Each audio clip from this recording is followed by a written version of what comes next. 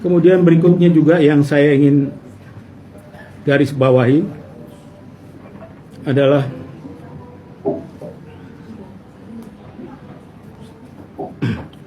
adanya kekuatan-kekuatan terselubung di dalam Polri sendiri. Kekuatan-kekuatan ini bisa timbul karena apa?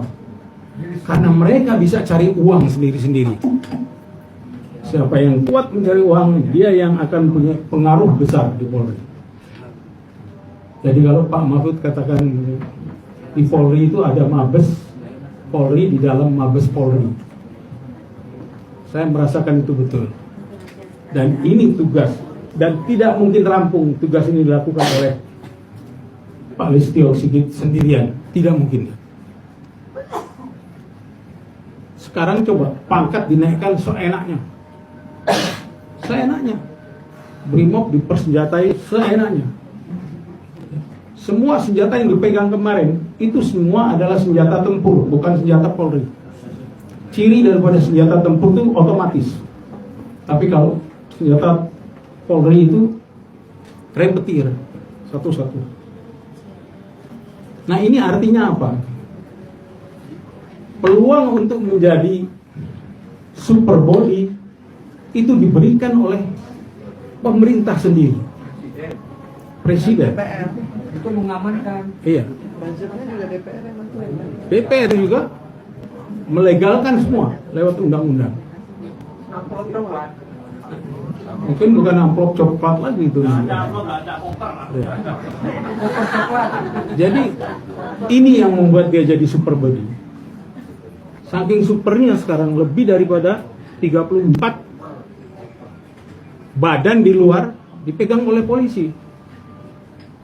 Akhirnya polisi itu mampu bisa melaksanakan tugas semuanya, kecuali tugas pokok dia. Nyatanya seperti ini kan. Tugas dia, tugas pokok menyelesaikan Yosua 2 bulan. Terus yang 5 atau 6 orang daripada 6 ya, yang dibunuh hilang begitu saja. Aneh, ini negara ini aneh. Memang harusnya. Jadi kalau harus kembali ini, menurut saya kita harus kembali seperti apa yang dikatakan Bung Karno. Dekret presiden harus dilakukan. Dekret presiden itu isi 2. Bubarkan konstitusi, konstituante, dan kembali ke Undang-Undang Dasar 45. Bubarkan konstitusi itu ya DPR itu.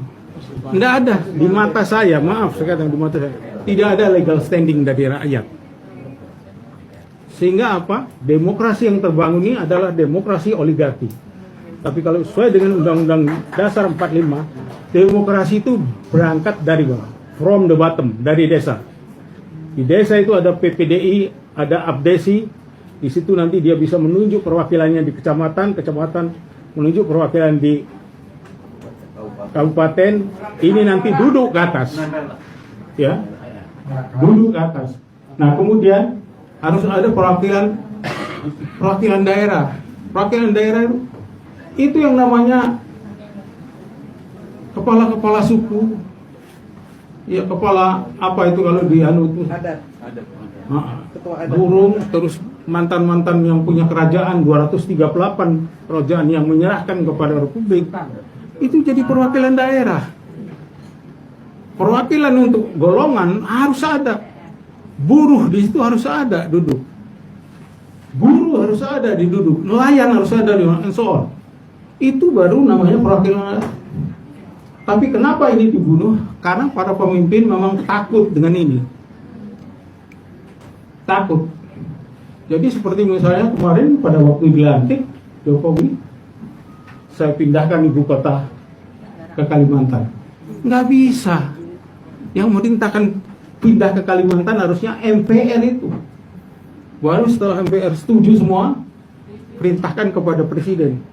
Makanya zaman dulu dikatakan presiden itu adalah mandataris MPR. Jadi ini kemelinti. Akhirnya kemelintinya itu diikuti oleh Kemetak. bukan. LBP kumpulkan lurah semua 2.500. Bentar, saya tuntaskan aja sekalian. Terus Ganjar lunaskan, kumpulkan lagi semua. Dana dari mana itu? Kalau tidak dana dari oligarki. Kemudian kedua, kenapa kita harus kembalikan juga Undang-Undang Dasar itu? Undang-Undang Dasar itu mau mulai dibelokkan. Contohnya, pasal 6. Presiden harus dari warga negara Indonesia asli. Sekarang tidak. Boleh warga negara siapa saja. Nanti kalau Cina jadi presiden, padahal di Cina sendiri presiden ya orang Cina, nggak mungkin orang Batak. Di Jepang juga perdana menterinya bukan orang Jawa. Ini adalah kedaulatan, jadi jangan dirubah. Seperti misalnya DPA itu Dewan Perwakilan Dewan Pertimbangan Agung. Itu bukan mandul, karena terus dirubah jadi One Team Press. Kalau One Team Press namanya Dewan Pertimbangan Presiden, under bawah Presiden. Didengar syukur, tidak didengar sudah. Itu BPK. Kalau memang bagus harus diadendum. BPK itu jadinya harusnya adalah Badan Pemeriksa bukan kinerja pemerintah. Jadi dari situlah akan keluar yang namanya Badan Pemeriksa Kinerja yudikatif, eksekutif dan lain. Jadi jangan dikeluarkan Badan Pemeriksa itu dari badan itu sendiri. Sama seperti tadi katanya Pak Abang. Itu yang namanya hasil pemeriksaan dibalikkan lagi pada polisi. Iya kan Pak? Kan bisa berubah di dalam itu.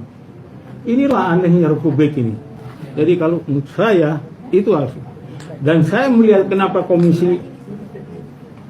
HAM itu tidak kuat, karena kita meniru dengan Barat. Kita ini negara Pancasila. Kenapa kita bikin Komnas kemanusiaan yang adil dan beradab? Pembunuhan ini kan tidak adil dan tidak beradab. Lima apa kita juga tidak adil dan beradab. Harus berani kita rubah dulu. Terima kasih.